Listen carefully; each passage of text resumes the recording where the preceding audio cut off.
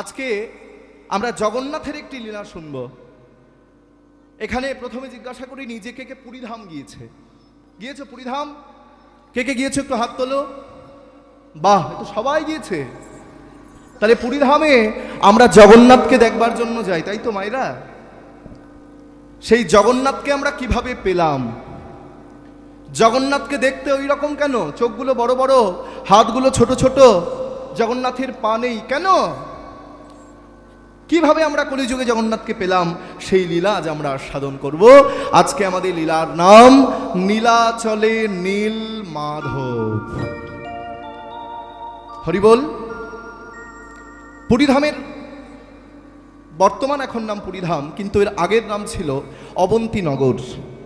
সেই অবন্তীনগরে এলেন, ধরাধামে অবতীর্ণ হলেন আমাদের যিনি জগতের নাথ, তিনি হচ্ছেন জগন্নাথ। রাজকার্য পরিচালনা করে রাত্রিবেলা নিজের ঘরে ঘুমিয়ে রয়েছেন। খুব মন দিয়ে শুনবে মায়েরা। নিজের ঘরে যখন রাজা ঘুমাচ্ছেন, রানীমাকে সঙ্গে করে নিয়ে, রানীমায়ের নাম কি? রানীমায়ের নাম হচ্ছে রানী গুন্ডিচা। তা গুন্ডিচাকে সঙ্গে করে নিয়ে ঘরের মধ্যে যখন ঘুমাচ্ছেন, ঠিক গভীর রাত্রিবেলায় স্বয়ং ভগবান কৃষ্ণ সেই রাজা ইন্দ্রদ্যুম্নের মাথার কাছে এসে দাঁড়িয়েছেন। সেই ইন্দ্রদ্যুম্ন বলছেন, শোনো শোনো ইন্দ্রদ্যুম্ন, ভক্ত আমার, জন্মে জন্মে বাধ্য আমি আছি তবতা। রাজা রাজা, আমি ওই নীলগিরি পর্বতের পাদদেশে এক সবর রাজার কাছে নীলমাধব রূপে পূজা পাচ্ছি। কিন্তু শোনো ইন্দ্রদ্যুম্ন, আমি নীলমাধব রূপে পূজা পেতে চাই না, আমি কলিযুগে জগন্নাথ রূপে প্রতিষ্ঠা পেতে চাই। আর সেই জগন্নাথের প্রতিষ্ঠা তুমি করবে, আমি তোমাকে দায়িত্ব দিলাম। এই বলতে বলতেই রাজার ঘুম ভেঙে গেল। কি কি? ও, এটা স্বপ্ন ছিল, এটা সত্যি নয়। কিন্তু সমস্ত ঘরে যেন একটা মিষ্টি গন্ধ, মৃগমদ কস্তুরীর গন্ধ। তাহলে এটা এটা স্বপ্ন নয়, এটা সত্যি। সত্যি কি ভগবান আমার কাছে এসেছেন? সত্যি কি ভগবান আমাকে আদেশ দিয়েছেন? কিন্তু ভগবান, তুমি যে আদেশ আমায় দিলে, কোথায় সেই নীলগিরি পর্বত? কোথায় কোথায় কোথায়? আমি কি করে খুঁজে পাবো? চিন্তায় ভেঙে পড়লেন রাজা ইন্দ্রদ্যুম্ন। পাশেই ছিলেন রানীমা গুন্ডিচা দেবী। স্বামী স্বামী, আপনি এত ভেঙে পড়বেন না। আপনি যদি এইভাবে ভেঙে পড়েন, তাহলে তাহলে কে ভগবানকে উদ্ধার করবে? কে নীলমাধবকে উদ্ধার করবে? আপনি ভেঙে পড়বেন না। যিনি আপনাকে স্বপ্নাদিষ্ট করেছেন, যিনি আপনার কাছে এসেছেন, তিনি আপনাকে একটা রাস্তা নিশ্চয়ই দেখাবেন। আপনি ভেঙে পড়বেন না। সকাল হলো। সূর্যবংশীয় রাজা ইন্দ্রদ্যুম্ন, মায়েরা খুব মন দিয়ে শুনবে, সেই সূর্যবংশীয় রাজা ইন্দ্রদ্যুম্ন তিনি সূর্যদেবকে প্রণাম করে যখন সিংহাসনে বসেছেন, সিংহাসনে বসে সবাইকে জানিয়ে দিলেন, শোনো, কেউ যদি আমার নীলমাধবকে উদ্ধার করতে পারো, তাহলে আমি তাকে 1,00,000 স্বর্ণ মুদ্রা দান করব। যেই বলেছেন নীলমাধবকে উদ্ধার করতে পারলেই, নীলমাধবকে এনে দিতে পারলেই 1,00,000 স্বর্ণ মুদ্রা দান করব। একজন দুজন করতে করতে প্রায় 20 জন এসে দাঁড়িয়েছেন। মহারাজ, আপনি চিন্তা করবেন না, আমি আপনার নীলমাধবের সন্ধান এনে দেব। আরেকজন বললেন, মহারাজ আপনি চিন্তা করবেন না, আমি আপনার নীলমাধবের সন্ধান এনে দেব। মন্ত্রীমশাই বলছেন, মহারাজ এরা তো 20 জন আছে, তাহলে 20 জন যদি নীলমাধবের সন্ধান এনে দেয়? রাজা ইন্দ্রদ্যুম্ন বলছেন, শোনো মন্ত্রী, এই 20 জনই যদি নীলমাধবের সন্ধান এনে দেয়, আমি 20 জনকেই 20,00,000 স্বর্ণ মুদ্রা দান করে দেব। আহা! রাজার চরণধুলি মাথায় নিয়ে সবাই চলেছেন নীলমাধবের সন্ধান করতে। কিন্তু মায়েরা, তোমাদের একটা কথা জানিয়ে রাখি, সবাই নীলমাধবকে খুঁজতে যাচ্ছেন। আহা, অনুভব করো, সবাই নীলমাধবকে খুঁজতে যাচ্ছেন পয়সার জন্য, যে নীলমাধবকে যদি খুঁজে এনে দিতে পারি, তাহলে 1,00,000 স্বর্ণ মুদ্রা পেয়ে যাব। কিন্তু ভগবানকে কি পয়সা দিয়ে পাওয়া যায় বাবা? আহা, অর্থের বিনিময়ে পয়সা দিয়ে ভগবানকে কখনো লাভ করা যায় না। সবার মনে একটাই চিন্তা, নীলমাধবকে যদি খুঁজে দিতে পারি তাহলে 1 লক্ষ স্বর্ণ মুদ্রা আমার। যাও, আর দেরি করো না, যেখান থেকে পারো, যেমন ভাবে পারো, আমার নীলমাধবের সন্ধান এনে দাও। রাজার চরণধুলি মাথায় নিয়ে তারা যাত্রা করলেন। শ্রীহরি শ্রীহরি বলি শোভাযাত্রা হলো, শ্রীহরি শ্রীহরি বলি শোভাযাত্রা হইল, শ্রীহরি শ্রীহরি বলি শোভাযাত্রা হলো, শ্রীহরি শ্রীহরি বলি শোভাযাত্রা হইল। বলি দেশ দেশান্তরে তারা ভ্রমিতে লাগিল, দেশ দেশান্তরে তারা ভ্রমিতে লাগিল, আবার দেশ দেশান্তরে তারা ভ্রমিতে লাগিল, দেশ দেশান্তরে তারা ভ্রমিতে লাগিল, তারা ভ্রমিতে লাগিল, ভ্রমিতে লাগিল, ভ্রমিতে লাগিল, ভ্রমিতে লাগিল, দেশ দেশান্তরে তারা ভ্রমিতে লাগিল, দেশ দেশান্তরে তারা ভ্রমিতে লাগিল, দেশ দেশান্তরে তারা ভ্রমিতে লাগিল।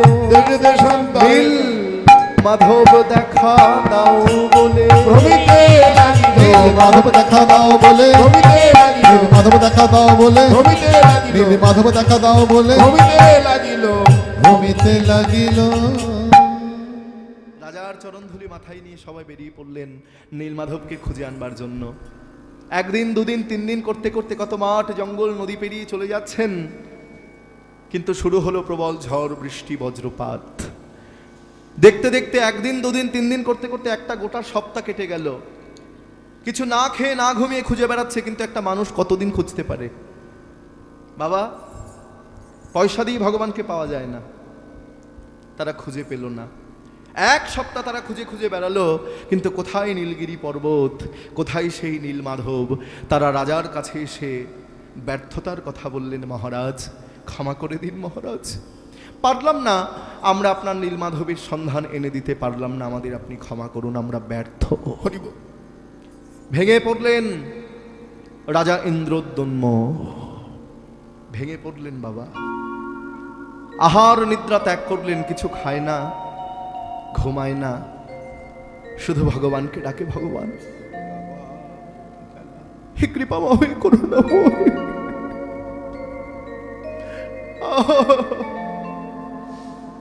শুনেছি মন তুলসী ভক্তি চন্দন যে জন আমায় দিতে পারে, কাষ্টের চন্দন শিলার উপর ঘষতে হয় না বারে বারে। শুনেছি যদি তুলসী পাতার অভাব থাকে, ভগবান বললেন তোমার কাছে যদি পুজো দেবার সময় তুলসী পাতা না থাকে, তাহলে তোমার কাছে রয়েছে তোমার মন তুলসী, সেই মন তুলসীটা তুমি ভগবানের চরণে দিয়ে দাও। তোমার যদি চন্দন কাঠের অভাব থাকে, তাহলে তোমার কাছে রয়েছে তোমার ভক্তি, তোমার ভক্তি চন্দনটা ভগবানের চরণে দিয়ে দাও। আর তোমার যদি গঙ্গা জলের অভাব থাকে গো, তাহলে তোমাদের প্রত্যেকের কাছে রয়েছে তোমাদের এই নয়নের গঙ্গা জল। সব জলে পোকা হয়, সব জল নষ্ট হয়, সব জল অপবিত্র হয়, কিন্তু গঙ্গার জলে পোকা হয় না, গঙ্গার জল নষ্ট হয় না, গঙ্গার জল অপবিত্র হয় না। কেন জানো মায়েরা? কারণ গঙ্গার জন্ম হচ্ছে গোবিন্দের চরণ থেকে। সেই জন্য শিব ঠাকুর মা গঙ্গাকে তার মাথার উপরে এই জটার মধ্যে রেখে দিয়েছে। তাই ভগবান কোথায় পাবো গঙ্গা জল? বলো আবার কি খেলা খেলিবে শ্রীহরি, কি খেলা পড়িল মনে, বলো আবার কি খেলা খেলিবে শ্রীহরি, কি খেলা পড়িল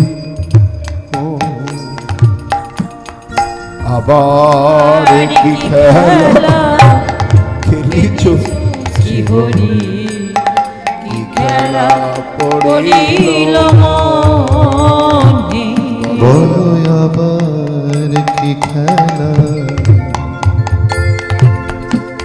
খেলিছ শ্রীহরি, কি খেলা পড়িল মনে। লীলাময় হরি ছোট ও গো শ্রী হরি। কি খেলা পড়িল মনে, কি খেলা পড়িল মনে, বলো আবার কি খেলা খেলিবে শ্রীহরি। কি খেলা পড়িল মনে, বলো আবার কি খেলা খেলিবে শ্রীহরি। খেলা পড়িল মনে, সুতা ধরে তুমি নাচাও পুতুল, সুতা ধরে তুমি নাচাও পুতুল। ও মাইরা, পুতুল খেলা দেখেছো? যারা পুতুল খেলা দেখায় ওই পুতুলটাকে ধরে থাকে, সুতোটা ধরে থাকে। এইবার পুতুলকে যেমন নাচায় পুতুল তেমনি নাচে, পুতুলকে যেমন হাসায় পুতুল তেমনি হাসে, পুতুলকে যেমন কাঁদায় পুতুল তেমনি কাঁদে। আমাদের সুতোটা কিন্তু ভগবান ধরে আছে, আমাদের সুতোটা ভগবান ধরে আছেন। আমাদের যেমন হাসাচ্ছে আমরা তেমনি হাসছি, আমাদের যেমন কাঁদাচ্ছে আমরা তেমনি কাঁদছি, আমাদের যেমন নাচাচ্ছে আমরা তেমনি নাচছি। একজন বৈষ্ণব একাদশীর দিনে গঙ্গায় স্নান করতে যাচ্ছে, আর 4-5টি ইয়ং ছেলে রাস্তার পাশে দাঁড়িয়ে আছে। শুনে নাও, তা বৈষ্ণব একাদশীর দিনে গঙ্গায় স্নান করেছে বাবা। স্নান করে যখন রাস্তা দিয়ে হাঁটতে হাঁটতে আসছে, আর ওই 4-5টি আমার মতো ইয়ং ছেলে তারা ছুটে গিয়ে বৈষ্ণবের গায়ে থুতু দিয়েছে। থু থু থু থু থু থু। যেই থুতু দিয়েছে, বৈষ্ণব কোনো কথা না বলে, কোনো প্রতিবাদ না করে আবার গিয়ে গঙ্গায় স্নান করলো। স্নান করে আবার এসেছে, ছেলেগুলো বৈষ্ণবের গায়ে আবার থুতু দিয়েছে। থু থু থু থু থু। আবার এসেছে, আবার থুতু দিয়েছে, আবার এসেছে, আবার থুতু দিয়েছে। যতবার আসছে ততবার থুতু দিচ্ছে, যতবার আসছে ততবার থুতু দিচ্ছে। এইভাবে ওই থুতু দিতে দিতে দিতে দিতে দিতে দিতে ওই ছেলেগুলো বৈষ্ণবের গায়ে 98 বার থুতু দিয়েছে। কতবার? একবার, দুবার, তিনবার করতে করতে 98 বার থুতু দিয়েছে। আর বৈষ্ণব কোনো কথা না বলে, কোনো প্রতিবাদ না করে বাবা 98 বার গঙ্গায় গিয়ে স্নান করেছে। স্নান করে যখন এসেছে, ছেলেগুলো আর থুতু দিতে পারছে না, ছেলেগুলো হাঁপিয়ে গেছে। বৈষ্ণব আমাদের ক্ষমা করে দাও, আমরা যে আর থুতু দিতে পারছি না।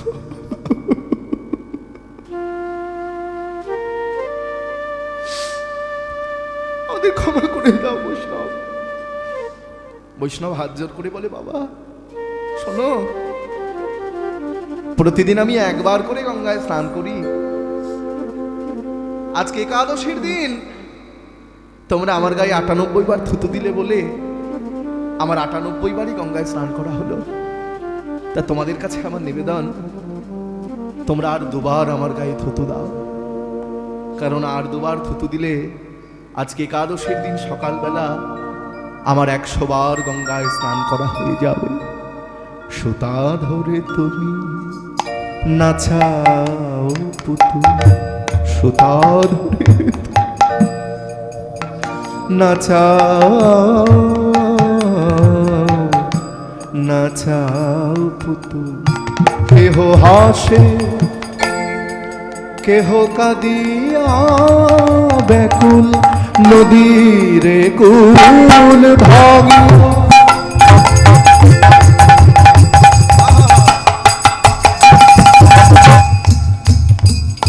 নদীর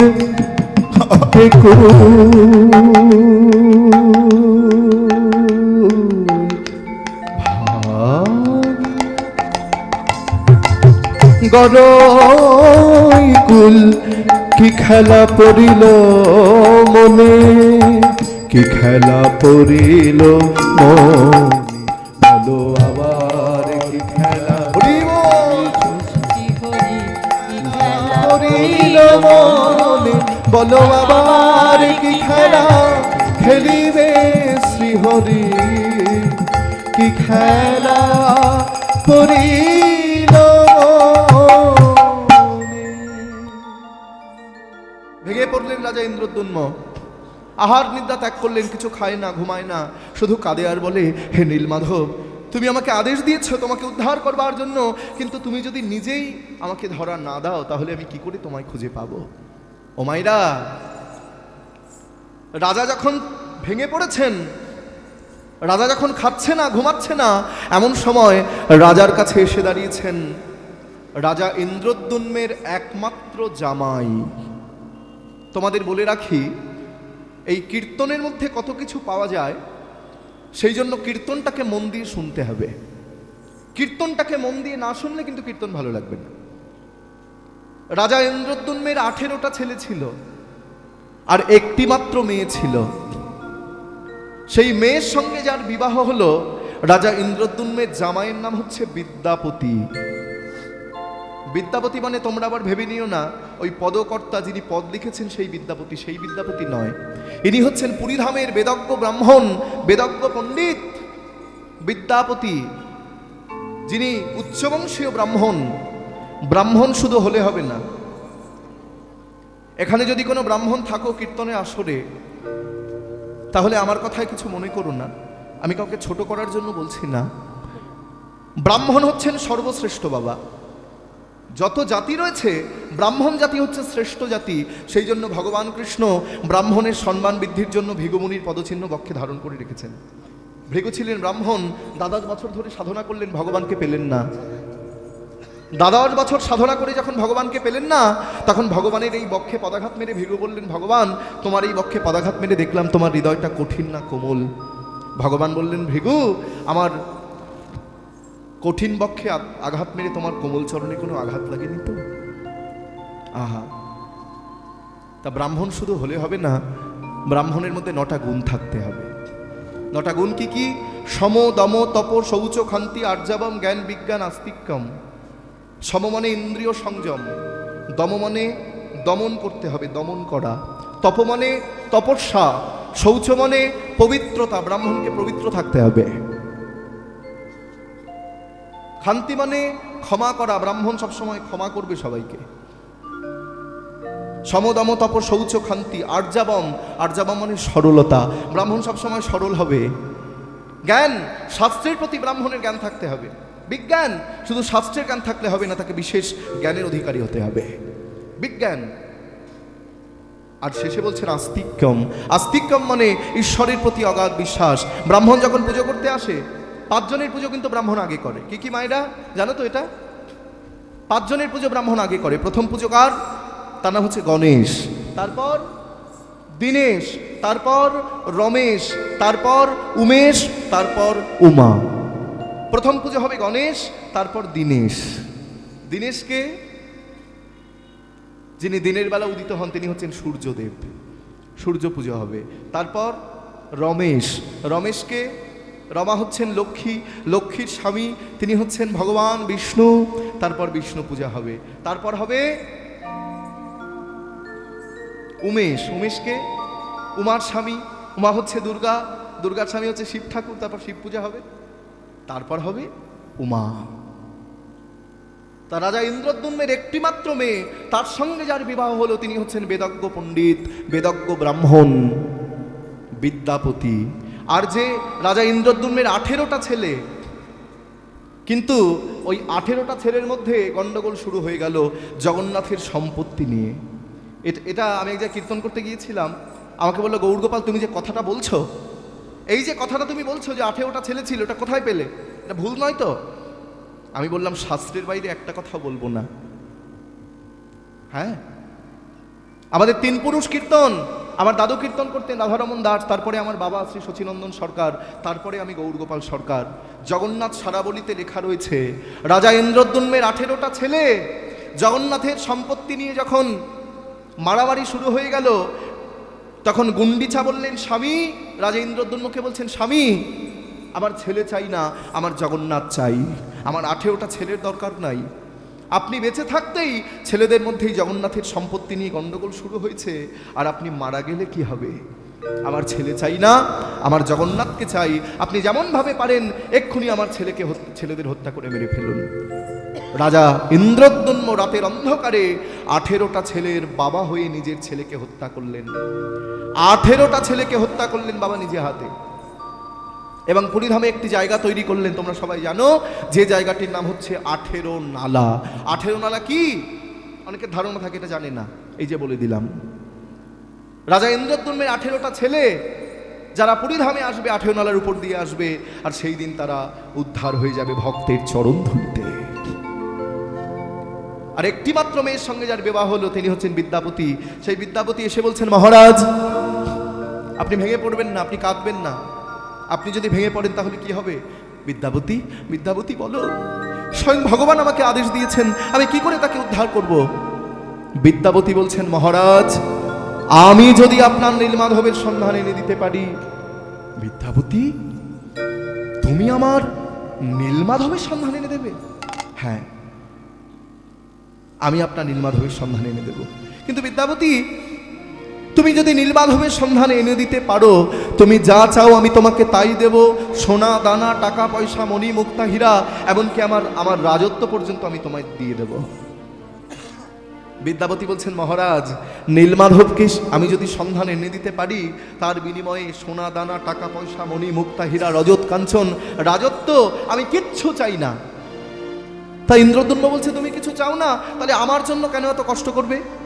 না খেয়ে না ঘুমিয়ে পথে ঘাটে কত পাহাড় পর্বত নদী পেরিয়ে তুমি চলে যাবে, আমার জন্য তুমি কেন কষ্ট করবে? বলে, মহারাজ আপনার থেকেও লাভটা আমার বেশি হবে। বলে, আমার থেকেও তোমার কি লাভ হবে? তখন বিদ্যাপতি বলছেন, মহারাজ আমি সবার আগে দর্শন পাবো, আমি সবার আগে দর্শন পাবো, আমার মানব জন ধন্য হবে নিদাই গৌর হরি বল। আমি সবার আগে দর্শন পাবো, আমার মানব জন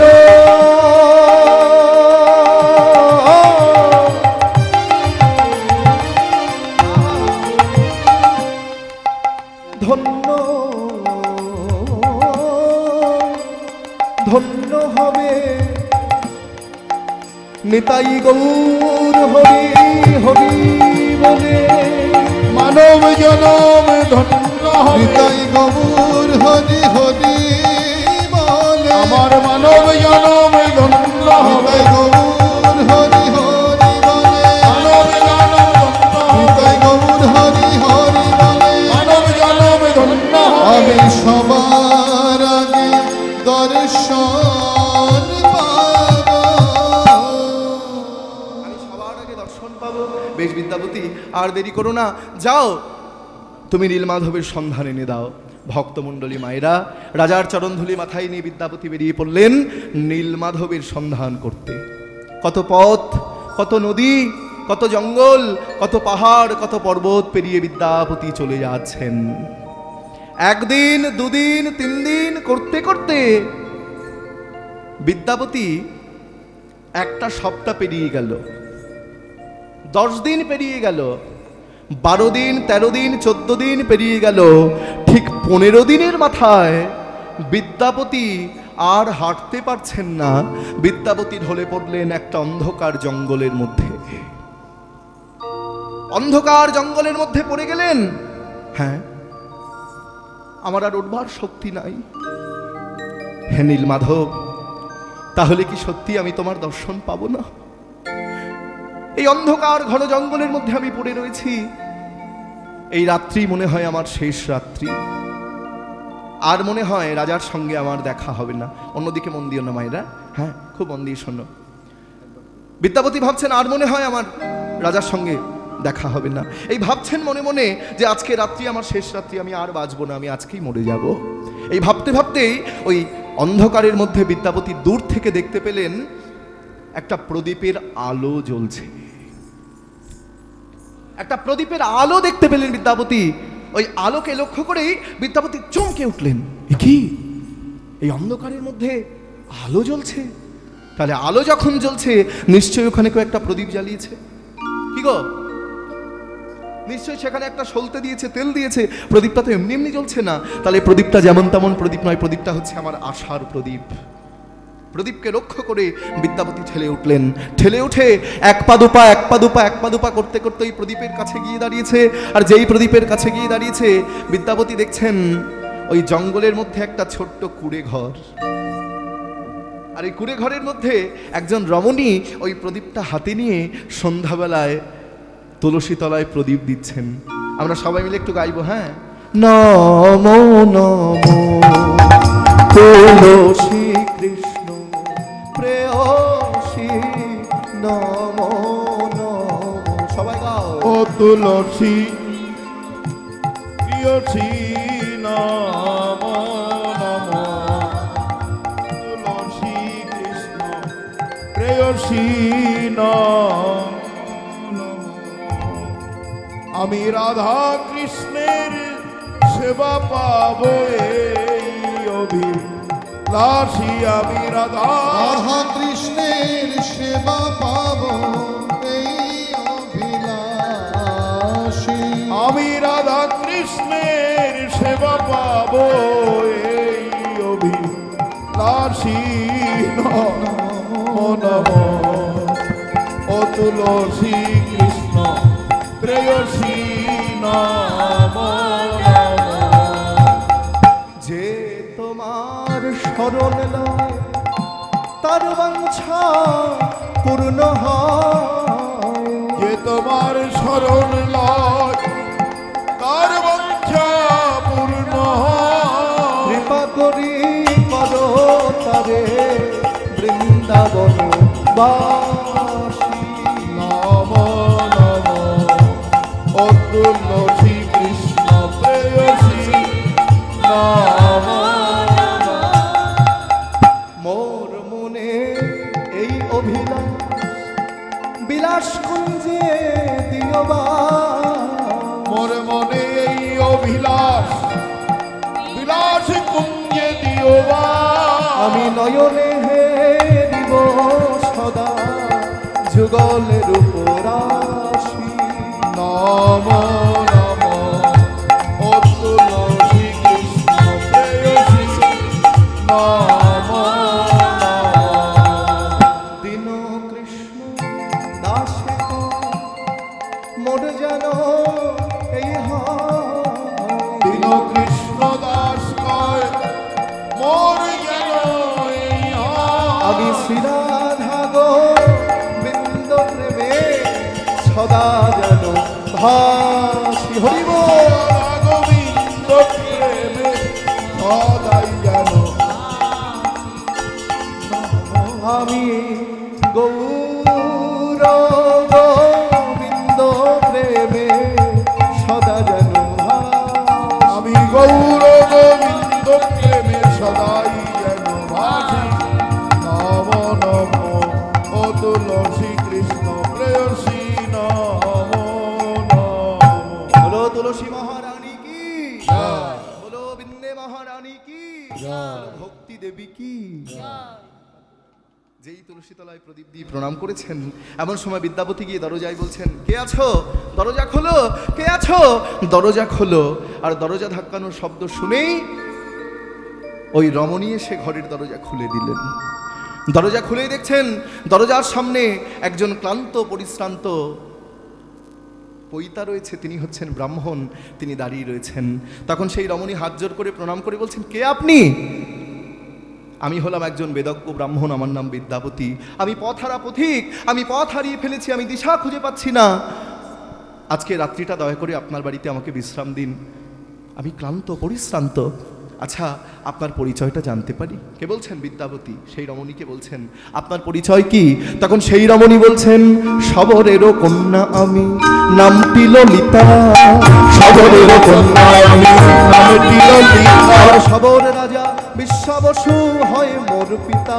শবর রাজা বিশ্বাবসু হয় মোর পিতা। শবর রাজা বিশ্বাবসু হয় মোর পিতা। শবর রাজা বিশ্বাবসু হয় মোর পিতা। আমরা বন মাঝে বসতি করি, এই বন মাঝে বসতি করি। আমরা হলাম শবর জাতি, বন মাঝে বসতি করি। আমরা হলাম শবর জাতি, এই বনের মধ্যে বসত করি। আমার বাবার নাম হচ্ছে বিশ্বা বসু, তিনি হচ্ছেন শবদের রাজা, আর আমি হলাম ললিতা। ললিতা মানে ওই রাধারানীর সখী ললিতা নয়, ভুল ভেবে নিও না, এটা অন্য ললিতা, বিশ্বা বসুর কন্যা, শবরেরও কন্যা আমি, নামটি ললিতা, আমার নাম ললিতা। তা আপনি বিশ্রাম করতে চান? আসুন আসুন আসুন আসুন। ঘর থেকে বিশ্বা বসু বললেন, ললিতা তুই কার সঙ্গে কথা বলছিস রে মা? পিতা, বাবা, আমাদের ঘরে একজন ব্রাহ্মণ এসেছেন, তিনি ক্লান্ত পরিশ্রান্ত। বিশ্বা বসু বলছেন, ব্রাহ্মণ? আমরা হলাম শবর জাতি, আমরা হলাম নিচু জাতি, আর এই আমাদের ঘরে ব্রাহ্মণ এসেছে, কি আনন্দ! মা তুই ব্রাহ্মণের সেবা কর। ললিতা ছুটতে ছুটতে গিয়ে ব্রাহ্মণের চরণ দুটি ধৌত করে নিলেন, সেই চরণ ধৌত জল সারা বাড়িতে ছিটিয়ে দিলেন, নিজে সেবা করলেন। তোমরাও করো মায়েরা, তোমাদের বাড়িতে যখন গুরুদেব আসবে, তোমাদের বাড়িতে যখন বৈষ্ণব আসবে, তোমরা কি করবে? আগে সাধুগুরু বৈষ্ণবের চরণ কিন্তু ধৌত করে নেবে, কেননা সাধুগুরু বৈষ্ণবের চরণ ধৌত জল সর্বতীর্থের ফল, সেই জল কি তুমি করেছো সম্বল? যারা প্রকৃত সাধু তারা একটা গাছের নিচে একটি রাত্রি বাস, কভু চানা সেবন, কভু করে উপবাস, জিজ্ঞাসিলে বলে আমি চৈতন্যের দাস। যারা সাধু, বড়লোকের যা ধন আছে সাধু তা নেয় না, আর সাধুর যা ধন আছে বড়লোক তা পায় না। আমাদের হিন্দু ধর্মের গর্ব হওয়া উচিত যে কুম্ভমেলা শেষ হয়ে গেল আজকে 144 বছর পর। সত্যি আমাদের ভারতবর্ষ এমন একটি দেশ, যখন সমগ্র পৃথিবী অন্ধকারে ডুবেছিল, এই ভারতবর্ষের মাটিতে একমাত্র প্রদীপ জ্বলেছিল, সেই প্রদীপ হচ্ছে জ্ঞানের প্রদীপ। আমাদের ভারতবর্ষের মাটিতে কত মুনি, ঋষি, যোগী, সাধু, সন্ন্যাসী, সন্ত জন্মগ্রহণ করেছে। নেতাজি সুভাষচন্দ্র বসু, মহাপ্রভু, বিদ্যাসাগর, রবীন্দ্রনাথ, আরো কার নাম না বলবো, কে আসেনি আমাদের ভারতবর্ষের মাটিতে? আর পৃথিবীতে যত ধর্ম আছে সব থেকে শ্রেষ্ঠ ধর্ম হচ্ছে এই সনাতন ধর্ম। এই সনাতন ধর্মের মানুষ আমরা। এই কথাগুলো আমি কীর্তনে আসলে ছোট ছোট করে বলে যাই বাবা, কারণ আমরা তো হিন্দু ধর্মের মানুষ। হিন্দু ধর্মের বর্তমান খুব খারাপ পরিস্থিতি, হিন্দু ধর্মের খুব খারাপ পরিস্থিতি আসছে সামনে। এখনো আমাদের উচিত আমরা এক জায়গায় হতে হবে, আমাদের সবাইকে একত্রিত হতে হবে, নইলে হিন্দু ধর্ম থাকবে না। পৃথিবীতে যত ধর্ম সব থেকে শ্রেষ্ঠ ধর্ম হচ্ছে হিন্দু ধর্ম। কেন? অন্য অন্য যে ধর্মগুলো আমাদের আশপাশে রয়েছে তাদের জিজ্ঞাসা করো, বলো শোনো তোমাদের ধর্ম কবে শুরু হয়েছে, তারা এক্ষুনি বলে দেবে তাদের ধর্ম কবে শুরু হয়েছে। কিন্তু কাউকে জিজ্ঞাসা করো, ভাই তোমাদের হিন্দু ধর্ম কবে শুরু হয়েছে, বলতে পারবে না। তাহলে যার শুরু আছে তার কিন্তু শেষও আছে, আর যার শুরু নেই তার কিন্তু শেষও নেই। তাই হিন্দু ধর্ম, আমরা হিন্দু ধর্মের মানুষ। হিন্দু মানে কি? হিন্দু মানে সদাচার। যারা প্রকৃত হিন্দু হবে সকালবেলা ঘুম থেকে উঠে স্নান করে বাবা মায়ের চরণে প্রণাম করে ভগবানের চরণে ফুল জল তুলসী দেবে। তারা প্রতিদিন 5টি করে যজ্ঞ করবে। 5টি যজ্ঞ কি? পিতৃযজ্ঞ, ভূত যজ্ঞ, মৃ যজ্ঞ, দেবতা যজ্ঞ, সাধু যজ্ঞ। এই 5টি যজ্ঞ প্রতিদিন করতে হবে প্রত্যেকটা হিন্দুকে, কিন্তু কেউ করি না আমরা। করব কি? বাবাকে বাবা বলেই ডাকি না, মাকে মা বলেই ডাকি না। বাবাকে বলি ড্যাডি, আর মাকে বলি বলো মামি, মম মম মম মম মম মম মম। বিদ্যাসাগর কি মাকে মম বলে ডাকতো? রবীন্দ্রনাথ কি মাকে মম বলে ডাকতো? আমার তো ভয় হয় ওই মম মম বলতে গিয়ে আবার বোম বোম না বলে দেয়। সত্যি মাকে মা বলে ডাকতে হবে, বাবাকে বাবা বলে ডাকতে হবে, বাবা মায়ের চরণে প্রণাম করতে হবে। পিতৃযজ্ঞ প্রত্যেকটা হিন্দুকে করতে হবে, পিতৃযজ্ঞ। তারপরে হচ্ছে ভূতাযজ্ঞ। ভূতাযজ্ঞ মানে শুধু বাবা মায়ের সেবা করলে হবে না, পশু পাখি সেবা করতে হবে। গোমাতার সেবা করো। কেউ যদি গোমাতার সেবা করে, কেউ যদি গো সেবা করে, তাহলে গোবিন্দ সেবা করতে হয় না। গো সেবা করলেই তার গোবিন্দ সেবা, গোবিন্দ ভজন হয়ে যায়। মায়ের একটা প্রশ্ন করবো তোমাদের, বলো দেখি, গরুর গায়ে 333 কোটি দেবদেবতা আছে আমরা সবাই জানি, তো গরুর গায়ে একজন নেই, কে নেই জানো? অনেকেই জানে না। গরুর গায়ে সবাই আছে, কিন্তু লক্ষ্মী গরুর গায়ে নেই। লক্ষ্মী, লক্ষ্মী কিন্তু গরুর গায়ে কোনো জায়গা পায়নি। সেই জন্য লক্ষ্মী যখন জায়গা পেল না, লক্ষ্মী যখন খুব কাঁদছে, দেবতারা এসে বলে লক্ষ্মী তুমি কেঁদো না, তুমি গরুর অঙ্গে হয়তো কোনো জায়গা পেলে না, কিন্তু তোমার জায়গা হচ্ছে গরুর গোবরে। সেই জন্য রাস্তার উপরে যদি গোবর পড়ে থাকে কোনোদিন পা দিয়ে মারিয়ে চলে যেতে নেই, কেননা ওই গোবরের মধ্যে মা লক্ষ্মী দেবী বসে থাকেন। তাহলে গোমাতার সেবা করতে হবে, পশু পাখির সেবা করতে হবে। তারপরে বলছে মৃযজ্ঞ। মৃযজ্ঞ মানে কি? ভিখারির সেবা। তুমি খাচ্ছ, আশপাশে অনেক ভিখারি আছে যারা খেতে পায় না, তাদেরকেও খেতে দাও। তুমি একা খেলে হবে? পশু পাখির সেবা করো, ভিখারির সেবা করো। যখন বাড়িতে ভাত খাবে থালা পরিষ্কার করে খাবে না, একটুখানি অন্ন রেখে দেবে, যারা পশু পাখি আছে তাদের জন্য রেখে দিতে হবে। তাহলে কটি যজ্ঞ বললাম? পিতৃযজ্ঞ, ভূতযজ্ঞ, মৃযজ্ঞ, এইবার হচ্ছে সাধু যজ্ঞ।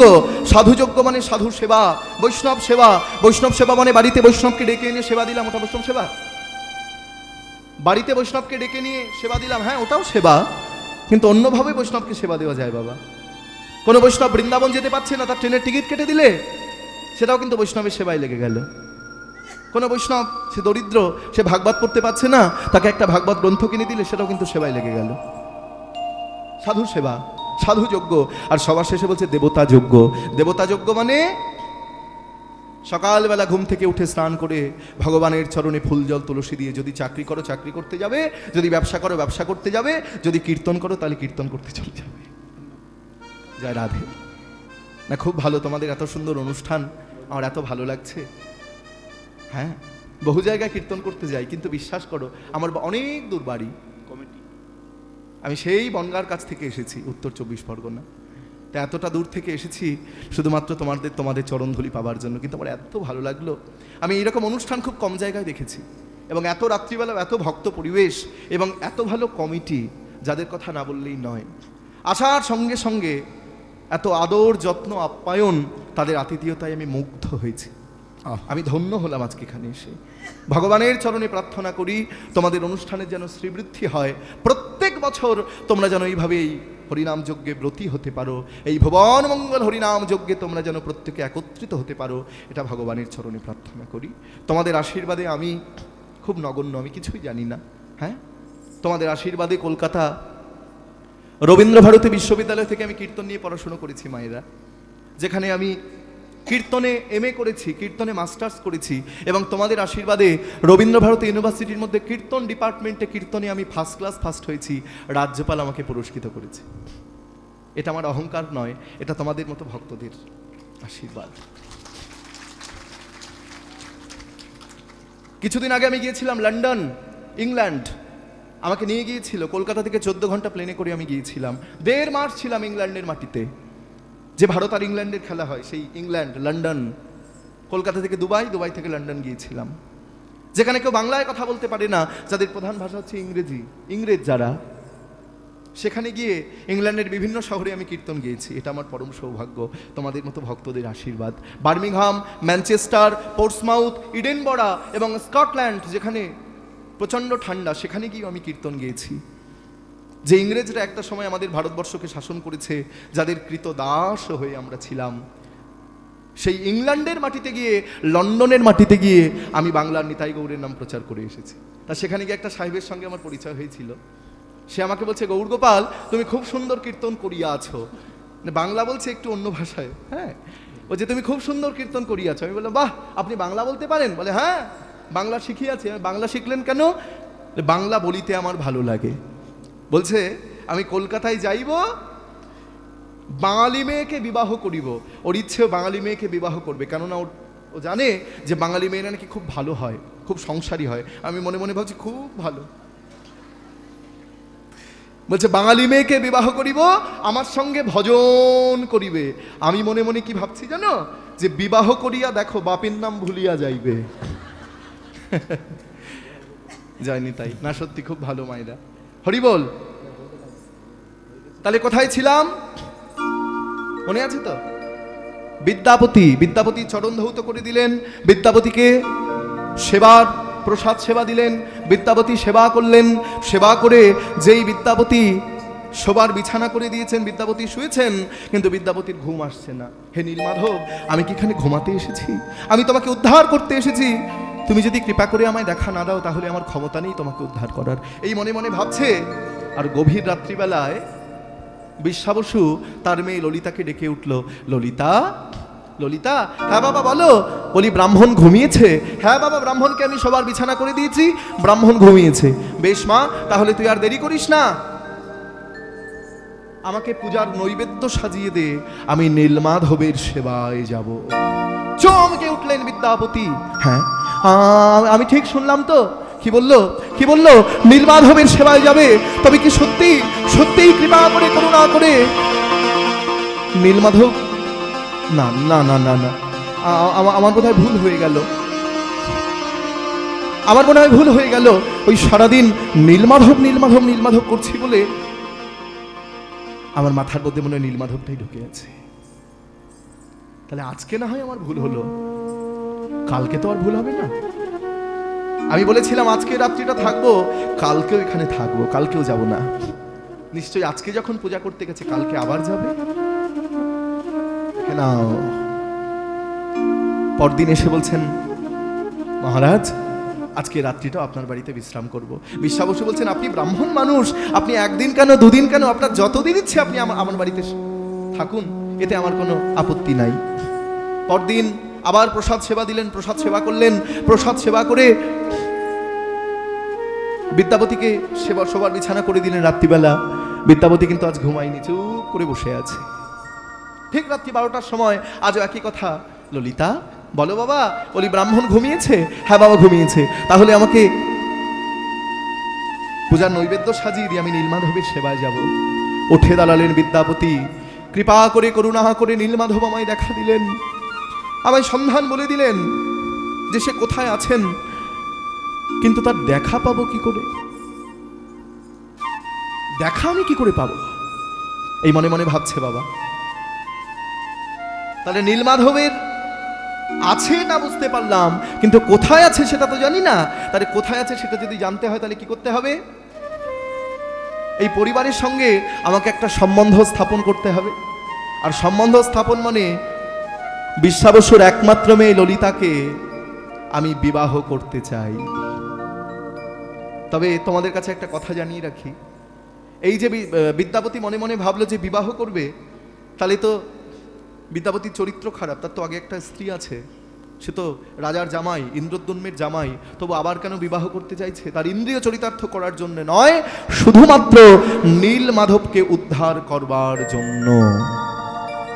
সকালবেলা বিদ্যাপতি রাজা বিশ্বা বসুর কাছে এসে বলছেন, মহারাজ আপনার কাছে একটা আর্জি আছে। বলো, বলুন ব্রাহ্মণ, কি আর্জি? না, আপনার একমাত্র মেয়ে ললিতাকে আমি বিবাহ বন্ধনে আবদ্ধ করতে চাই। হ্যাঁ, কি বললে? কি বললে? আমার একমাত্র মেয়ে ললিতাকে তুমি বিবাহ করতে চাও? হ্যাঁ মহারাজ। এতে কি আপনার কোনো আপত্তি আছে? বিশ্বা বসু তার মুখে হাসি চোখে জল, বলে উঠলেন, আমি হলাম শবর জাতি, আমার মেয়ে হচ্ছে শবর জাতি, আর ব্রাহ্মণের সঙ্গে আমার মেয়ের বিবাহ হবে, এ তো আমার আনন্দ করার কথা। ওগো, কে কোথায় আছো? আর দেরি করো না, শুভ দিনে শুভক্ষণে আমার মেয়ের সঙ্গে বিদ্যাপতির বিবাহ দেব। তাহলে বিবাহ হবে তো মা? হরি বল। ঢাক বাজে ঢোলক বাজে মাদলেরই বল, ঢাক বাজে ঢোলক বাজে মাদলেরই বল, ঢাক বাজে ঢোলক। হাতগুলো তুলতে হবে, শুধু বসে থাকলে তো ঘুম পাবে না। মায়েরা খুব ভালো, আমার খুব ভালো লেগেছে। হরি বল। হাতগুলো মাঝে মধ্যে তুলতে হবে। হ্যাঁ, ঢাক বাজে ঢোলক বাজে মাদলেরই বল, ঢাক বাজে ঢোলক বাজে মাদলেরই বল, ঢাক বাজে ঢোলক বাজে মাদলেরই বল। আবার ললিতার বিবাহেতে আনন্দ হিল্ল, ললিতার বিবাহেতে আনন্দ হিল্ল, ললিতার বিবাহেতে, বলি ললিতার বিবাহেতে আনন্দ হিল্ল, ললিতার বিবাহেতে আনন্দ হিল্ল, ললিতার বিবাহেতে আনন্দ হিল্ল, ললিতার বিবাহেতে আনন্দ হিল্ল। কেহ নাচে কেহ গায় কেহ বলে হরি, কেহ নাচে কেহ গায় কেহ বলে হরি, কেহ নাচে কেহ গায় কেহ বলে হরি, কেহ কেহ আনন্দেতে গায়ে গড়াগড়ি, কেহ কেহ আনন্দেতে গায়ে গড়াগড়ি। বিবিধ বাদ্য বাজে বিবিধ বাজনা, বিবিধ বাদ্য বাজে বিবিধ বাজনা, বিবিধ বাদ্য বাজে বিবিধ বাজনা, বিবিধ বাদ্য বাজে বিবিধ বাজনা। আর বিবিধ বাদ্য বাজে বিবিধ বাজনা, বিবিধ বাদ্য বাজে বিবিধ বাজনা। চতুর্দিকে চতুর্দিকে উলুধ্বনি হইল ঘোষণা, চতুর্দিকে উলুধ্বনি হইল ঘোষণা। চতুর্দিকে হরিধ্বনি হইল বাজনা, আর চতুর্দিকে হরিধ্বনি হইল ঘোষণা। হইল ঘোষণা। সবাই উলুধ্বনি করিল, উলুধ্বনি করিল, ললিতার বিবাহেতে উলুধ্বনি করিল। এবার হরি হরি হরি বল উলুধ্বনি করিল, এবার হরি হরি হরি বলো, উলুধ্বনি করিল, বলে হরি হরি হরি বলো, উলুধ্বনি করিল। বলে উলুধ্বনি করিল। বিবাহ মানে কি জানো? বিবাহ মানে কি বলবো? রাগ করবে না তো, মায়েরা বলছে কিন্তু। বি মানে বিপদ, বা মানে বাড়ানো, আর হ মানে হলো। বিপদ বাড়ানো। ছেলের বাড়ি ভাবে আমার বৌমা যেন ভালো হয়, মেয়ের বাড়ি ভাবে আমার জামাই যেন ভালো হয়, আর পাড়া প্রতিবেশী ভাবে জামাই মেয়ে যেমন আর হোক আমাদের খাওয়া দাওয়া যেন ভালো হয়। যায়নি তাই। তা ললিতার সঙ্গে বিদ্যাপতির বিবাহ সম্পন্ন হলো। এইবার মায়েরা, এই যে বিবাহ সম্পন্ন হলো, বিবাহের পর এবার শুভরাত্রি। শুভরাত্রির দিন ললিতা বিদ্যাপতিকে প্রসাদ সেবা দিয়েছেন। আর যে প্রসাদ সেবা করছেন বিদ্যাপতি, প্রসাদ সেবা করে বলে, ললিতা শোনো না, তুমি এই যে প্রতিদিন আমাকে এই যে প্রসাদ সেবা দাও, এটা কার প্রসাদ বলতে পারো? ললিতার মুখ থেকে বেরিয়ে এলো, ওটা নীলমাধবের মহাপ্রসাদ। বিদ্যাপতি উঠে দাঁড়িয়ে বলছেন, নীলমাধব? নীলমাধবের মহাপ্রসাদ? বলো ললিতা, তোমাকে বলতেই হবে কে সেই নীলমাধব, কে সেই নীলমাধব তোমাকে বলতে হবে। ললিতা বললেন, স্বামী আপনি প্রসাদ সেবা করুন, কিন্তু নীলমাধব কে বা নীলমাধব কোথায় আছে এটা আমি আপনাকে বলতে পারবো না। নীলমাধব হচ্ছে আমার পিতা বিশ্বাবসুর আরাধ্য। আজ পর্যন্ত আমার বাবা আমাকে পর্যন্ত নীলমাধবের সন্ধান বলেনি। আমি আজ পর্যন্ত নীলমাধবকে আমার দু চোখে দর্শন করিনি। একমাত্র বাবা ছাড়া এই নীলমাধব কোথায় আছে কেউ বলতে পারবে না। শোনো ললিতা, যেমন করে হোক, যেমন ভাবে হোক, আমাকে নীলমাধবের সন্ধান বলে দিতেই হবে। তুমি যদি নীলমাধবের সন্ধান আমাকে না বলতে পারো, আমি তোমার বাড়িতে জলগ্রহণ করব না। ললিতা ছুটতে ছুটতে গিয়ে বাবার চরণ দুটি জড়িয়ে ধরলো। বাবা, সর্বনাশ হয়ে গেছে। কি হয়েছে বাবা? তোমার জামাই বিদ্যাপতি, সে বলেছে নীলমাধবের সন্ধান না পেলে, নীলমাধবের দেখা না পেলে সে এই বাড়িতে জলগ্রহণ পর্যন্ত করবে না। ভেঙে পড়লেন বিশ্বাবসু। এখানে তোমাদের একটা কথা জানিয়ে রাখি যে বিশ্বাবসু কে ছিলেন,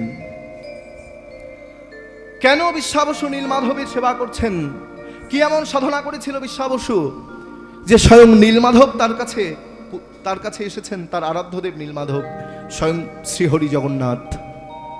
এই বিশ্বাবসু কে ছিলেন মায়েরা শুনে নাও। এই বিশ্বাবসু ছিলেন, তিনি হচ্ছেন বালিপুত্র অঙ্গদ। যখন ভগবান রামচন্দ্র বালিকে বধ করলেন, আস্তে কথা নয়, শোনো একটুখানি বাকি আছে আর। যখন ভগবান রামচন্দ্র বালিকে বধ করলেন, তখন বালিপুত্র অঙ্গদ রামচন্দ্রের কাছে এসে বলছেন, প্রভু তুমি আমার মাথার উপর থেকে বাবার হাতটা সরিয়ে নিয়েছো, তুমি আমার মাথার উপর থেকে বাবার হাতটা সরিয়ে নিয়েছো। বাবা ছাড়া এই জীবনে আমার আর কেউ নাই, কিন্তু তুমি আমার বাবাকে হত্যা করেছ। তাই প্রভু তোমার কাছে আমি যদি কিছু চাই তুমি আমায় দেবে। রামচন্দ্র বললেন, তথাস্তু। বলো অঙ্গদ, তুমি আমার কাছে কি চাও? বালিপুত্র অঙ্গদ বলছেন, প্রভু রামচন্দ্র, তুমি যেমন আমার বাবাকে হত্যা করেছ, ঠিক তেমনি আমিও যেন তোমাকে হত্যা করতে পারি। আমার হাতেই যেন তোমার মৃত্যু হয়। ভগবান রামচন্দ্র বললেন, তথাস্তু, তথাস্তু, তোমার হাতে আমার মৃত্যু হবে, তোমার হাতে আমি মরব। তবে এই যুগে হবে না, এর পরের জন্মে ভগবান কৃষ্ণ তিনি বৃন্দাবন লীলা সমাপ্ত করলেন। বৃন্দাবন লীলা সমাপ্ত করে তিনি প্রভাস দ্বারকায় গিয়ে প্রভাস নদীর তীরে প্রভাসযোগ্য লীলা করলেন। প্রভাসযোগ্য লীলা সম্বরণ করে তিনি এইবার কি করলেন মা? একটি গাছের ডালে বসে ভগবান চরণ দুটিকে এইভাবে নাচাচ্ছে। খুব মন দিয়ে শুনবে। যখন তার চরণ দুটিকে নাচাচ্ছে, একজন জড়া ব্যাধ সে দূর থেকে দেখলেন যে লাল কি যেন একটা গাছের ডালে ঝুলছে, মনে হচ্ছে একটা পাখি। ওটা যে ভগবানের চরণ ব্যাদ বুঝতে পারলো না। পাখি ভেবে যেই বাণ নিক্ষেপ করলো, আর ওই তীর এসে ভগবানের চরণে তীরবিদ্ধ হয়ে ভগবান ঢলে পড়লো প্রভাস নদীর জলে। এবার জরাব্যাদ ছুটতে ছুটতে ছুটতে ছুটতে ছুটতে ছুটতে এসে ভগবানের চরণ দুটি জড়িয়ে ধরে বলে, ভগবান তুমি আমায় ক্ষমা করে দাও, আমি পাখি ভেবে তোমাকে তীরে বিদ্ধ করেছি। ভগবান বললেন, জরাব্যাদ তোমার কি ক্ষমতা আছে যে তুমি আমাকে হত্যা করো? তোমার কি ক্ষমতা আছে? তুমি সামান্য একটা জরাব্যাদ। তবে এটাই ভবিতব্য যে তোমার হাতেই আমার মৃত্যু হবে। এটা তো আমি সাজিয়ে রেখেছি, এটা আমিই তৈরি করে রেখেছি। জরাব্যাদ বললেন, প্রভু তাহলে এই জন্মে তো তোমার দেখা পাবো না, এই জন্মে তোমার কৃপা পাবো না। ভগবান বললেন, শোনো, চিন্তা করো না, চিন্তা করো না, এর পরের জন্মে তুমি হবে বিশ্বাবসু, আর সেই দিন আমি তোমার কাছে নীলমাধব রূপে আসব। সেই দিন তুমি আমাকে নীলমাধব রূপে পাবে, পূজা করবে, কিন্তু তোমার কাছে আমি বেশি দিন থাকবো না। সেখান থেকে রাজা ইন্দ্রদ্যুম্ন আমাকে উদ্ধার করে কলিযুগে জগন্নাথ রূপে প্রতিষ্ঠা করবে। তাই বিশ্বাবসু মনে মনে চিন্তা করলেন, ললিতার সঙ্গে বিদ্যাবতীর বিবাহ হয়েছে সেটাও নীলমাধবের ইচ্ছায়, আর বিদ্যাবতী যে নীলমাধবের কাছে যাবে সেটাও কিন্তু নীলমাধবের ইচ্ছায়। তাহলে ললিতা তুই বিদ্যাবতীকে বল আমি তাকে নীলমাধবের কাছে নিয়ে যাব, কিন্তু তার চোখ দুটো বেঁধে নিয়ে যাব, চোখ দুটো বেঁধে নিয়ে যাব। বললেন, বাবা ঠিক আছে। ললিতা বিদ্যাবতীর কাছে এসে বলছে, স্বামী স্বামী আপনি চিন্তা করবেন না, বাবা রাজি হয়েছে, কিন্তু আপনার চোখ দুটো বাঁধা থাকবে। হ্যাঁ ললিতা, আমার চোখ বাঁধা থাকবে? আমার চোখ যদি বাঁধা থাকে, মনে মনে চিন্তা করলেন, তাহলে আমি তো কোনোদিন আর নীলমাধবের কাছে যেতে পারবো না। ললিতা একটা উপায় বার করে দাও, আমি একবার নয় দুবার নয় বারবার নীলমাধবকে দর্শন করতে চাই। ললিতা বলে, স্বামী আপনি চিন্তা করবেন না, আমার মাথায় একটা বুদ্ধি এসেছে। বুদ্ধিটা হচ্ছে, আপনি যখন যাবেন আপনার ওই কাপড়ের আঁচলের মধ্যে আমি সর্ষের দানা, সর্ষের বীজ বেঁধে দেবো। আপনি নাচতে নাচতে যাবেন আর সর্ষের বীজ পড়বে, সেখানে সর্ষে গাছের চারা হবে। পরবর্তীকালে আপনি যখন যাবেন তখন আপনি দেখে বুঝতে পারবেন যে এটাই নীলমাধবের কাছে যাওয়ার রাস্তা। বলো, বাহ, ধন্য ধন্য ধন্য ধন্য ললিতা, তুমি ধন্য, এসো। এইবার বিদ্যাপতির চোখ দুটোকে ভালো করে বেঁধে দিল।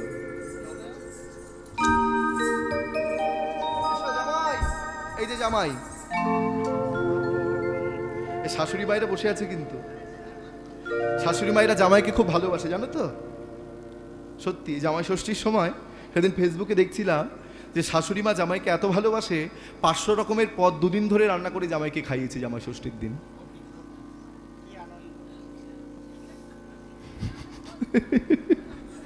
আর ওই 500 রকমের রান্না খেয়ে জামাই 1000 বার পটিতে গেছে। রাগ করো না, এই জামাই এদিকে এসো, চোখ বাঁধবো, মায়েরা উলুধ্বনি করো।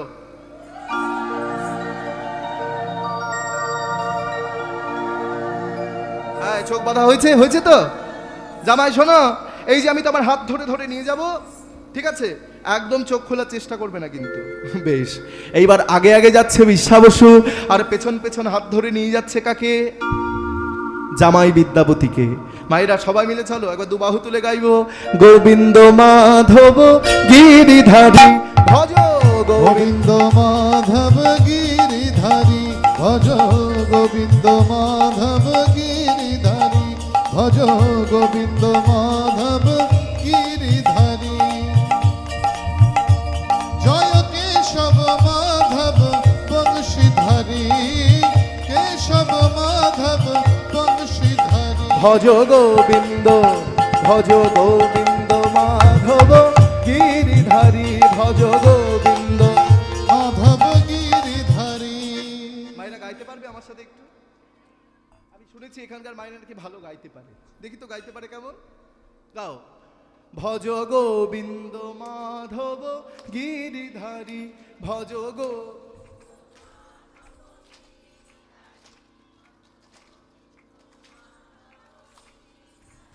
ভজ গোবিন্দ,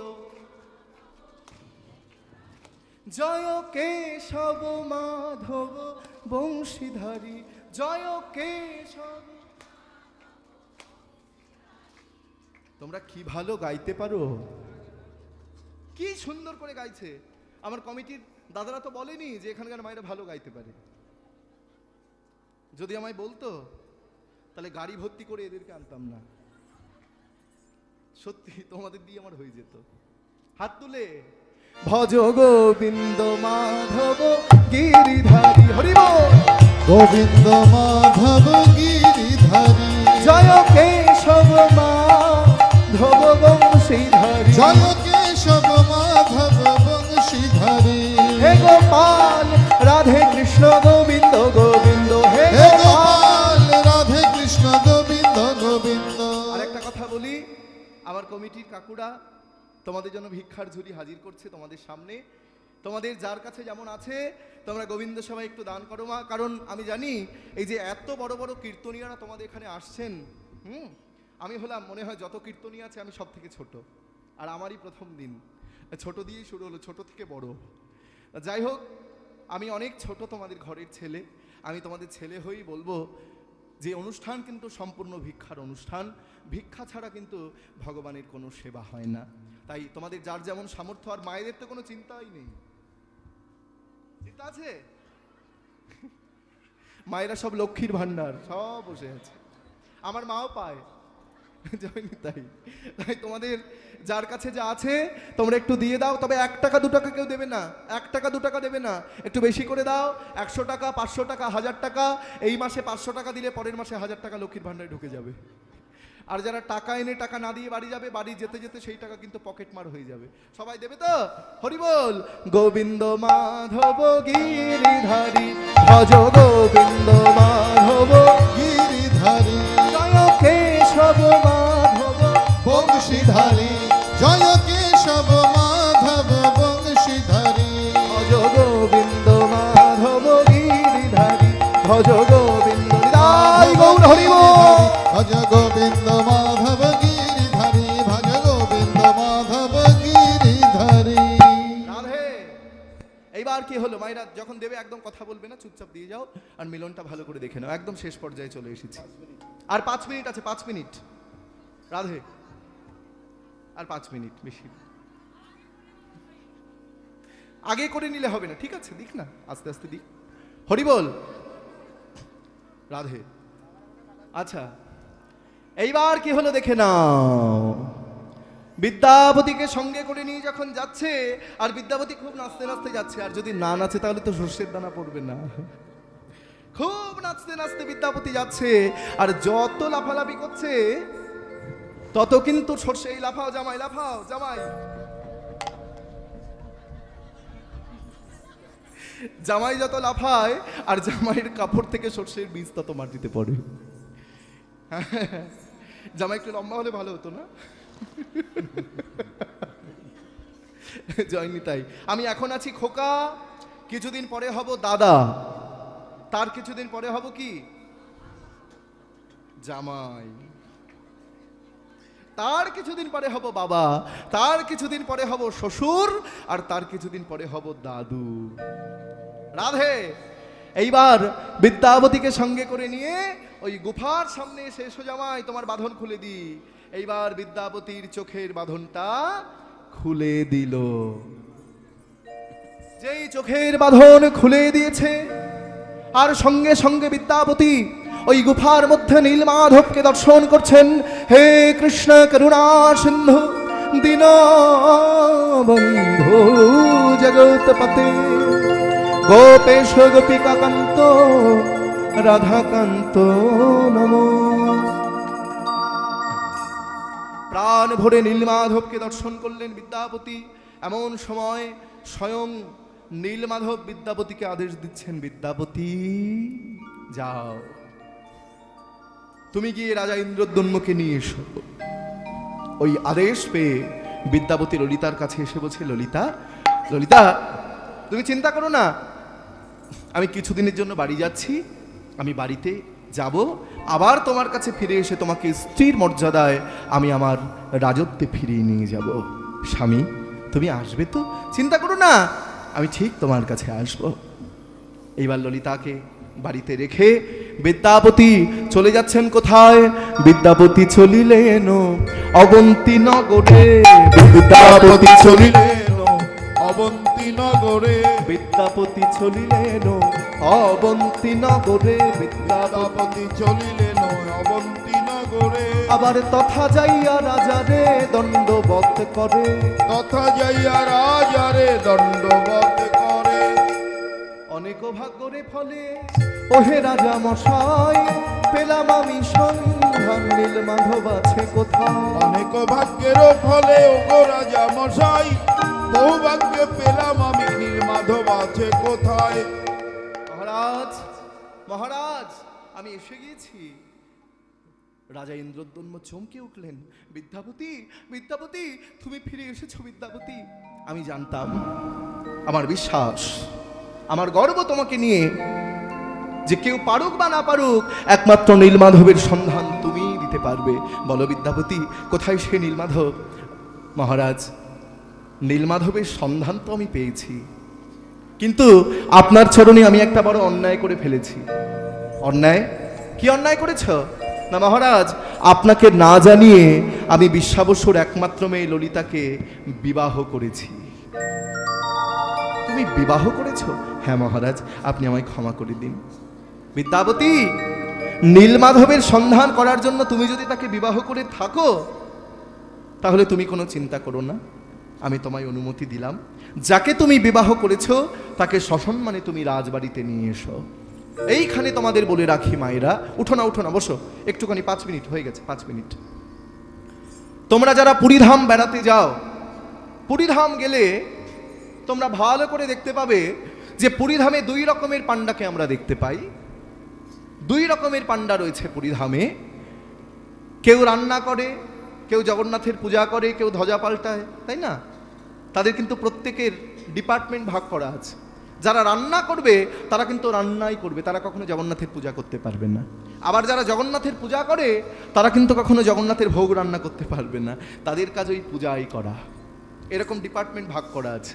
হ্যাঁ, যেখানে রন্ধনশালা জগন্নাথের পৃথিবীতে যত মন্দির আছে তোমাদের বলে দিচ্ছি মায়েরা, কোনো মন্দিরে মাটির পাত্রে ভোগ লাগানো হয় না, একমাত্র পুরীধামেই মাটির পাত্রে ভোগ লাগানো হয়, এবং একবার ভোগ লাগানোর পরে ওই পাত্রে আর কখনো ভোগ লাগানো হবে না।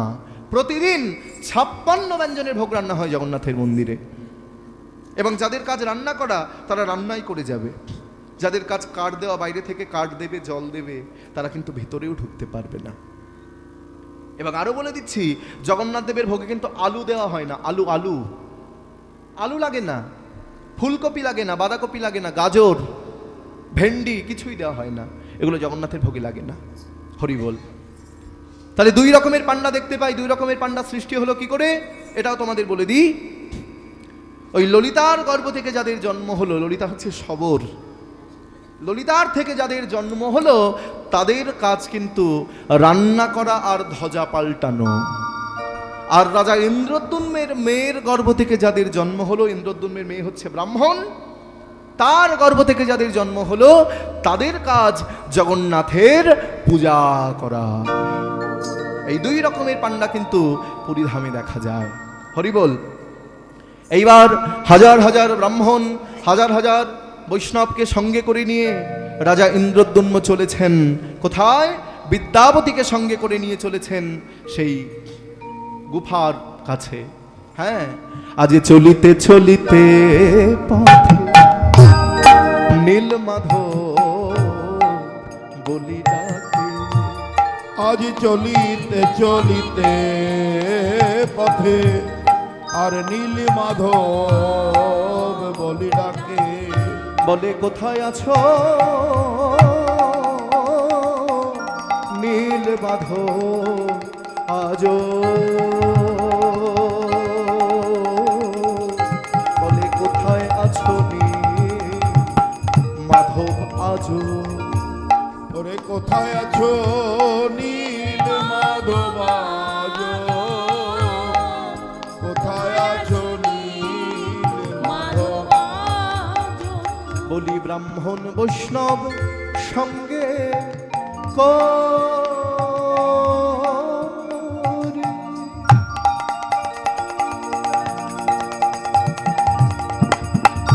তারা মুখে বলে হরি হরি। যত ব্রাহ্মণ বৈষ্ণব সঙ্গে করি তারা মুখে বলে হরি হরি। বলে কোথায় আছো নীল মাধব আজো, কোথায় আছো বাবা নীল মাধব আজো, কোথায় আছো নীল মাধব আজো, আর কোথায় আছো নীল মাধব আজো। একবার দেখা দাও দেখা দাও দেখা দাও দেখা দাও দেখা দাও দেখা একবার দাও, দেখা দাও দেখা দাও ওহে প্রাণীর নীল মাধব দেখা দাও দেখা দাও, ওহে প্রাণের নীল মাধব দেখা দাও দেখা দাও ওহে প্রাণের নীল মাধব দেখা দাও দেখা দাও, ওহে প্রাণের নীল মাধব এবার দেখা দিয়ে প্রাণ রাখো, ওহে প্রাণের নীল মাধব দেখা দিয়ে প্রাণ রাখো, ওহে প্রাণের নীল মাধব দেখা দিয়ে প্রাণ রাখো, ওহে প্রাণের নীল মাধব দেখা দিয়ে প্রাণ রাখো, ওহে প্রাণের নীল মাধব দেখা দাও দেখা দাও। বলে কোথায় আছো নীল মাধব আজো,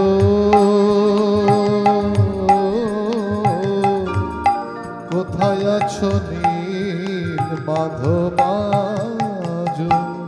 বিদ্যাপতিকে সঙ্গে করে নিয়ে যখন গুহার সামনে এসে দাঁড়িয়েছেন, কিন্তু দেখছেন সেখানে নীলমাধব নাই। বিদ্যাপতি, তুমি যে বললে গুহার মধ্যে নীলমাধব রয়েছে, কোথায়? মহারাজ বিশ্বাস করুন, আমি এইখানে নীলমাধবকে দেখেছিলাম। রাজা কে? আমি হলাম সরৈশ্বর্যপূর্ণ ভগবান কৃষ্ণ।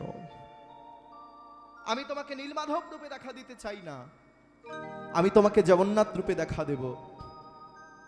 সেই জন্য তুমি আমাকে দর্শন করতে পারবে না। ওই মহোদধির জলে 3টি কাঠ ভেসে আছে, 3টি কাঠ নিয়ে যাও। একটি কাঠ দিয়ে তৈরি হবে জগন্নাথ, আরেকটি কাঠ দিয়ে তৈরি হবে বলরাম, আরেকটি কাঠ দিয়ে তৈরি হবে সুভদ্রা। ওই আদেশ পেয়ে রাজা ইন্দ্রদ্যুম্ন 3টি কাঠকে নিয়ে গেলেন নিজের বাড়িতে, কিন্তু চিন্তায় ভেঙে পড়লেন। 3টি কাঠ আমি নিয়ে এলাম, কিন্তু জগন্নাথের মূর্তি কিভাবে তৈরি হবে আমি তো কিছুই জানি না, জগন্নাথকে দেখতে কেমন হবে আমি তো কিছুই জানি না। চলে এলেন বৃদ্ধ কারিগর, পাঠিয়ে দিলেন ভগবান। বৃদ্ধ কারিগর কে? তিনি হচ্ছেন বিশ্বকর্মা।